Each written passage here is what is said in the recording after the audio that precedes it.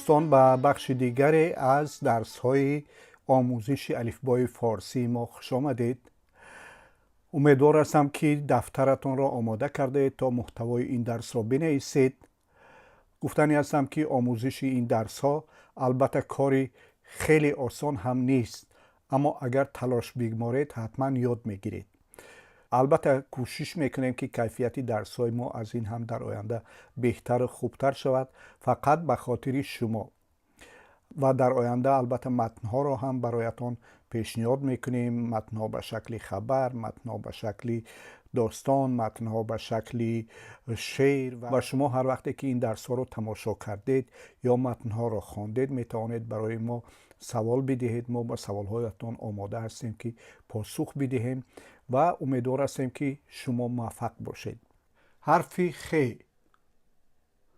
حرف خ آواز خ را افاده میکند. حرف خ در علاهیدگی و آخر کلمه چنین شکل دارد.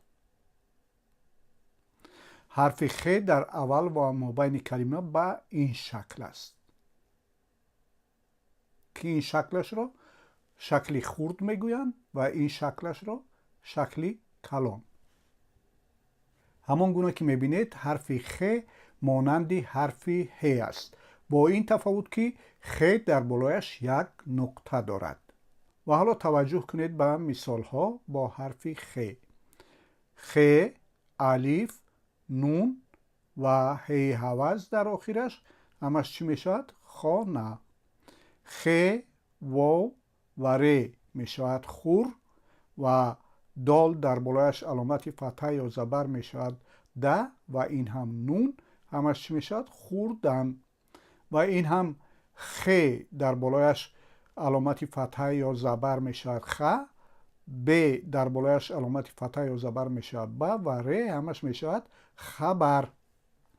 و این هم خ، الف و ر میشود خار و این هم خ در بالایش علامت فتحه یا زبر میشود خ و این هم نون و این هم دال و این هم های هوز در آخری کلمه که ا میشود و همش میشود خنده. خ در بالایش علامت فتحه یا زبر میشود خ و نون خند و این هم دال خند، الف نون همش میشود خندان. و این خ در بالایش علامت فتحه یا زبر میشود خ و این هم ز و الف و نون همش میشود چی؟ خزان. و این هم میم در بالایش علامت فتحه یا زبر میشود ما و این هم خ مخ و این هم ز در بالایش علامت فتحه یا زبر ز مخزه و این هم نون همش میشود مخزن.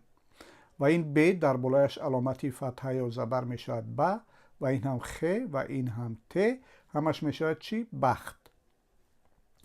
و این هم ت در بالایش علامت فتحه یا زبر میشود تا و این هم خ و این هم باز ت همش میشود چی؟ تخت. و این سین در بالایش علامت فتحه یا زبر میشود س و این هم خ و این ت همش میشود سخت. و این هم س در بالایش علامت فتحه یا زبر میشود سا و این هم س با حرف الف میشود سا، خ، ت، الف و ر همش چی؟ ساختار. این هم س و الف سا، خ ساخ، ت میم الف و نون همش میشود چی؟ ساختمان. و این هم خ با الف میشود خا، میم با واو میشود مو خامو و این هم شین همش میشود چی؟ خاموش. و این هم میم در بالایش علامتی پیش یا زمه میشود مو و این هم خ مخ، ت الف و ر میشود تار مختار همش. و این هم ت الف و خ تاخ، ت در بالایش علامت فتحه یا زبر تا و این هم نون تن تاختن. و این هم سین با واو میشود سو و این هم خ سوخ و این هم ت در بالایش علامت زبر یا فتحه میشه تا و این هم نون تن، همش سوختن. و حالا توجه شما رو به یک موضوع دیگر جلب میکنم، یعنی ترکیبی حرفهای خ و واو. اینجا ببینید در فارسی خ و واو. در این ترکیبی حرفی که در برخی کلمه ها دیده می شود، حرفی واو نوشته می شود اما تلفظ نمی شود. به خاطر چی چنین است؟ به خاطر اینکه تاریخاً این واو در زمانهای قدیم مثل که تلفظ می شده، اما آهسته آهسته تلفظ آن از بین رفته و حرف اما حفظ شده در این کلمه ها، اما تلفظش دیگه رعایت نشده است.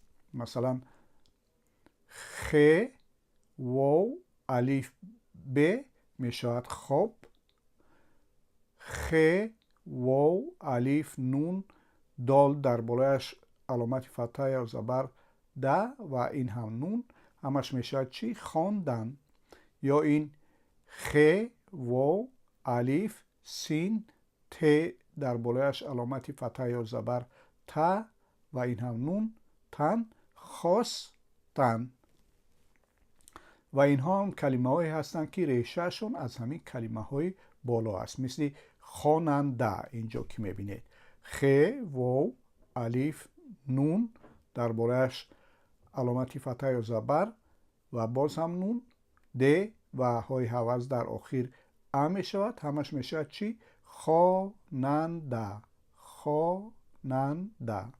و این هم خ، واو و این هم الف می شود خا و این هم ه در پایانش علامت زیر یا کسره هی و این هم ش خواهیش همش می شود.